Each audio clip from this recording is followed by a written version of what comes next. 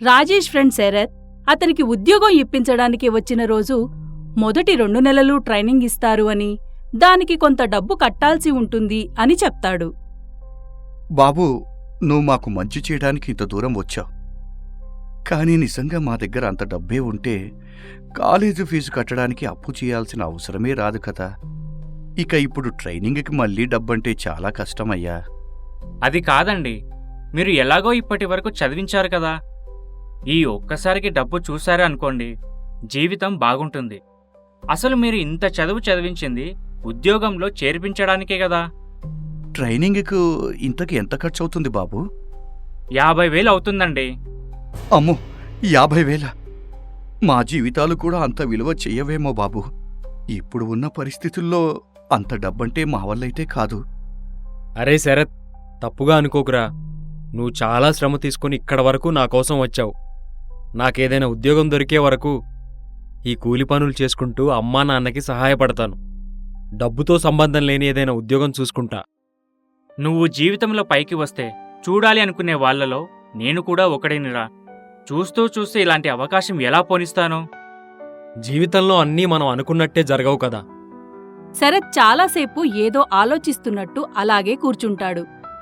మిగతా వాళ్లు కూడా ఏం మాట్లాడాలో తెలియక అలాగే ఉంటారు. నా స్నేహితుడు బాగుండాలి అని నేను అనుకుని ఇక్కడి వరకు వచ్చాను కదా. అందుకే ట్రైనింగ్కి కావాల్సిన డబ్బు కూడా నేను ఇంట్లో తీసుకొని ఇస్తాను. కాకపోతే మీరు డబ్బు తీసుకున్నట్టు సంతకం చేయండి చాలు. ఆ డబ్బు రాజేష్ ట్రైనింగ్ అయ్యాక ఉద్యోగం ద్వారా వచ్చే జీతం నుండి కొంచెం కొంచెం ఇవ్వవచ్చు. బాబూ, సహాయం చేయటానికి కూడా ఒక హద్దనేది ఉంటుంది. అంత డబ్బు ఎలా? నేనేమీ ఊరికే ఇవ్వడం లేదు కదా మీకు. కాకపోతే మీ దగ్గర ఉన్నప్పుడే తిరిగి ఇవ్వమని అంటున్నాను అంతే. కాని శరత్, అది ఇంత మంచి ఆఫర్ కూడా వద్దు అంటే నీ అంత మూర్ఖుడు ఉండడురా. ఇంకా నీ ఇష్టం.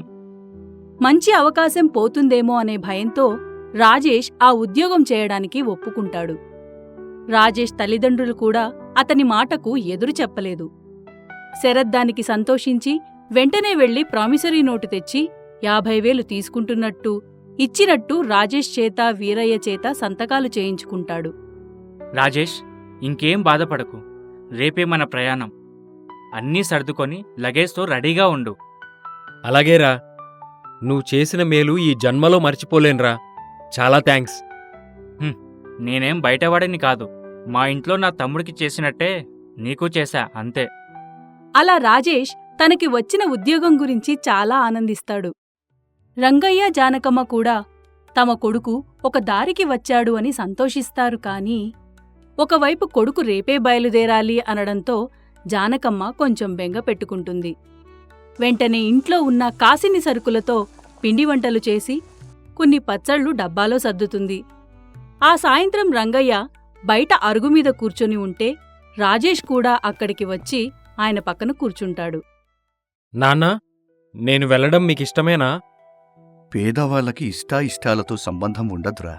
నీ చదువు కోసం చాలా అప్పు చేశాను. ఇన్నాళ్లకు నీకు మంచి ఉద్యోగం వచ్చింది. అలాగే నీకు బాధ్యత కూడా మొదలయ్యింది. మనం ఇంతకుముందు తీసుకున్న ప్రతి రూపాయి అప్పు తీర్చే వరకు నా ప్రాణం పోకుండా ఉంటే చాలు. నా జీవితంలో అంతకంటే పెద్ద ఆశలేమీ లేవురా. వీలైనంత త్వరగా తీర్చేద్దాం నాన్నా. నేను కూడా బాగా కష్టపడతాను. నీ కష్టానికి నిజాయితీ తోడుగా ఉంటే నువ్వు అభివృద్ధి చెందుతావని గుర్తుపెట్టుకోరా. ఆ తరువాత రోజు అన్నీ సర్దుకొని ప్రయాణానికి సిద్ధమవుతాడు. కొడుకు బయల్దేరుతూ ఉంటే జానకమ్మ కన్నీళ్లు పెట్టుకుంటుంది. కాసేపటికి శరత్ కూడా అక్కడికి రావడంతో ఇద్దరూ కలిసి బయలుదేరుతారు. వారితో పాటు రంగయ్య వెళ్లి బస్సెక్కించి ఇంటికి వస్తాడు. అలా శరత్, రాజేష్ ఇద్దరూ మహారాష్ట్ర చేరుకుంటారు.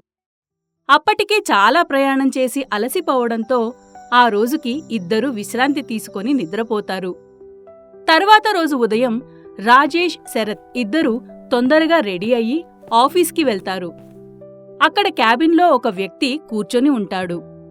అరే రాజేష్, ఇతనే మా మేనేజర్ పంకజ్ కుమార్. ఆయనకు తెలుగు కూడా వచ్చు. నీ గురించి ఆయనకు అంతా చెప్పాను. పద, లోపలికి వెళ్దాం. నమస్తే పంకజ్ సార్. ఇతను నా ఫ్రెండ్ రాజేష్. ఉద్యోగం కావాలని మీకు చెప్పాను కదా. నమస్తే సార్. ఓ, బాగున్నావా రాజేష్? శరత్ నీ గురించి అంతా చెప్పాడు. సరే శరత్, నువ్వు వెళ్ళి నీ వర్క్ చూసుకో. నేను రాజేష్కి జాబ్ గురించి వివరంగా చెప్తాను. అలాగే సార్. అలా శరత్ అక్కడి నుండి వెళ్ళిపోతాడు. పంకజ్ కుమార్ రాజేష్ కుటుంబ వివరాలు, చదువు వివరాలు అన్నీ ఒక్కొక్కటిగా అడిగి తెలుసుకుంటాడు. ఆ తర్వాత అతన్ని ఒక రూంలోకి తీసుకువెళ్ళి అక్కడ జాబ్ గురించి ఇంకా వివరంగా చెప్తారు అని కూర్చోపెడతాడు. ఆ గదిలో చాలామంది ఉంటారు. కాసేపటికి స్టేజ్ మీదకు ఎవరో వస్తారు. మైక్ పట్టుకొని కంపెనీ గురించి మొదలు పెడతారు. 2-3 గంటల పాటు ఒకరి తర్వాత ఒకరు చెప్తూనే ఉంటారు. అంతసేపు చెప్పిన దానికి అర్థమేంటంటే ఇది ఒక చైన్ మార్కెటింగ్ కంపెనీ అని, జాయిన్ అయిన ప్రతి ఒక్కరూ వారిలాగానే మరో 3 డబ్బులు కట్టించి జాయిన్ చేయాలి అని, అలా చేస్తే డబ్బు వస్తుంది అని. ఒక మనిషిని జాయిన్ చేస్తే 5,000 ఇస్తామని చెప్తారు. శరత్ తనకి ఇంటి దగ్గర చెప్పిన దానికి, ఇక్కడ వీళ్లు చెప్పిన దానికి అసలు పొంతన లేకపోవడంతో రాజేష్ కంగారు పడతాడు. దీనికోసమా తను 50,000 తీసుకుంటున్నట్టు సంతకం పెట్టింది అని బాధపడతాడు. రాజేష్ మైండ్లో రకరకాల ఆలోచనలు తిరుగుతూ ఉంటాయి. ఉద్యోగం అనే ఆశ చూపించే అప్పటికి తొందరపడ్డాను అని చాలా బాధపడుతూ ఉంటాడు. రాజేష్ ఆ గదిలో నుండి చాలా ఆలోచనలతో బయటకు వస్తాడు. అప్పటికే ఎదురుగా శరత్ ఉంటాడు. ఏరా రాజేష్, అంతా విన్నావా? బాగానే ఉంది కదా? అరే ఏంట్రా ఇది? నువ్వేమో మంచి ఉద్యోగమని చెప్పావు, ఇక్కడేమో ఒక్కొక్కరు 3 జాయిన్ చేయాలి, వాళ్ళు ఇంకో 3 జాయిన్ చేయాలి అని ఏదేదో చెప్తున్నారు. అవునురా, మనం చేయాల్సిన పని ఏమీ ఉండదు. మనం ఒక్కొక్కరిని జాయిన్ చేస్తూ ఉంటే చాలు, మనకి డబ్బు వస్తూనే ఉంటుంది. దీనినే చైన్ మార్కెటింగ్ అంటారు. ఒకవేళ నువ్వు ఒక 10 మందిని జాయిన్ చేశావు అనుకో, ఆ తరువాత నువ్వు చేయాల్సిన పని ఏమీ ఉండదు. నువ్వు జాయిన్ చేసిన వాళ్ళు ఒక్కొక్కరిని జాయిన్ చేసే కొద్దీ నీకు కూడా డబ్బు వస్తుంది. అరే అది కాదురా, నీ మీద ఇంత నమ్మకం పెట్టుకుని వస్తే ఇలా అంటావేంట్రా? నేనిక్కడ ఉండనురా, వెళ్ళిపోతాను. నాకీ జాబ్ కూడా వద్దు. సరే, వెళ్ళిపోయావు అనుకో, ఇంట్లో ఏం చెప్తావు? నీకు ఉద్యోగం వచ్చిందని మీ అమ్మ నాన్న ఎంత సంతోషపడ్డారో చూసావు కదా. ఇప్పుడు వెళ్ళి నాకు ఉద్యోగం నచ్చలేదు అంటే వాళ్ళు ఏమంటారో ఆలోచించు. రాజేష్కి పిచ్చి పట్టినట్టు ఉంటుంది. ఏదో ఊబిలో కూరుకుపోతున్నట్టు, తన ప్రమేయం లేకుండా తాను లోపలికి వెళ్ళిపోతున్నట్టు అనిపిస్తుంది. వెళ్ళి రూంలో కూర్చొని ఆలోచించు. మన క్లాస్మేట్ యశ్వంత్ కూడా 2 రోజులు ఇక్కడికొస్తాడు. నీకు ఏమి ఇబ్బంది ఉండదు, అంతా బాగానే ఉంటుంది అని చెప్పి శరత్ ఫోన్ తీసి ఎవరితోనో మాట్లాడుతూ అక్కడి నుండి వెళ్ళిపోతాడు. ఫోన్లో మాత్రం మంచి ఉద్యోగమని, ట్రైనింగ్కి డబ్బు కట్టాలి అని ఎవరికో చెప్తూ ఉంటాడు.